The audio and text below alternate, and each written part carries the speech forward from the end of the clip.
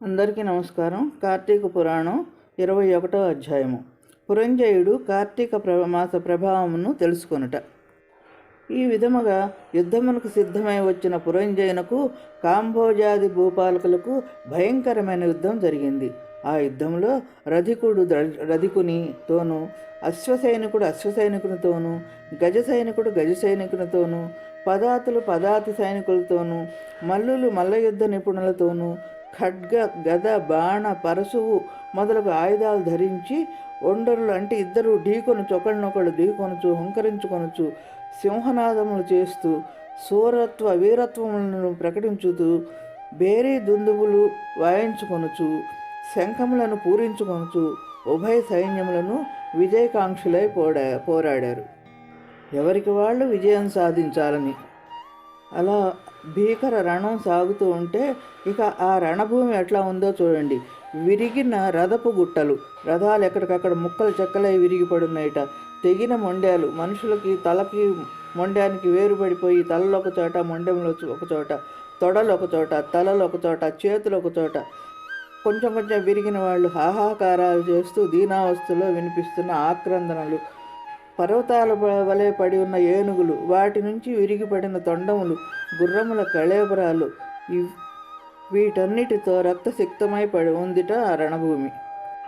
ఆ మహాయుద్ధమున వీరత్వమును చూపి చచ్చిపోయిన ప్రాణులను తీసుకెళ్ళటానికి దేవదూతలు పుష్పక విమానంపై వచ్చారట. అటువంటి భయంకరమైన యుద్ధము సూర్యాస్తమయం వరకు జరిగింది. కాంభోజాది భూపాలర సైన్యము చాలా నష్టమై పోయినప్పటికీ 3 అక్షౌహిణులున్న పురంజయుని సైన్యములను అంతటిని అతి సాహసముతో పట్టుదలతో ఓడించారు. అంత పెద్ద సైన్యమున్నను పురంజయునికి అపజయమే కలిగింది. ఎందుకంటే ధర్మ మార్గం వీడి అధర్మ మార్గం చేపట్టాడు కదా, అందుకు. దానితో పురంజయుడు రహస్య మార్గంన శత్రువుల కంటపడకుండా తన గృహానికి పారిపోయాడు. బలోపేతులైన శత్రురాజులు రాజ్యమును ఆక్రమించుకున్నారు. పురంజయుడు విచారముతో సిగ్గుతో దుఃఖించుతుండగా ఆ సమయంలో వశిష్ఠుల వారు వచ్చి పురంజయుని ఊరడించి, ఓ రాజా, ఇంతకు ముందు ఒకసారి నీ వద్దకు వచ్చి తిని నీవు ధర్మాన్ని తప్పినావు. నీవు చేస్తున్న దురాచారములకు అంతే లేదు. ఇకనైనను సన్మార్గుడివై ఉండుమని హెచ్చరించాను. కానీ అప్పుడు నీకు నా మాటలు రుచించలేదు. నీవు భగవంతుని సేవింపక అధర్మ ప్రవర్తనుడివై ఉన్నందువలనే ఈ యుద్ధమున ఓడి రాజ్యమును శత్రువులకు అప్పగించితివి. ఇప్పటికైనా నా మాటను ఆలకింపుము. జయాపజయాలు దైవాధీనములని నీకు తెలుసు కదా. నీవు చింతతో ఎందుకు కుంగిపోవటం?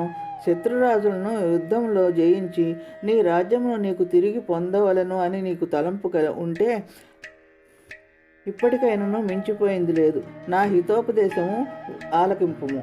ఇది కార్తీక మాసము.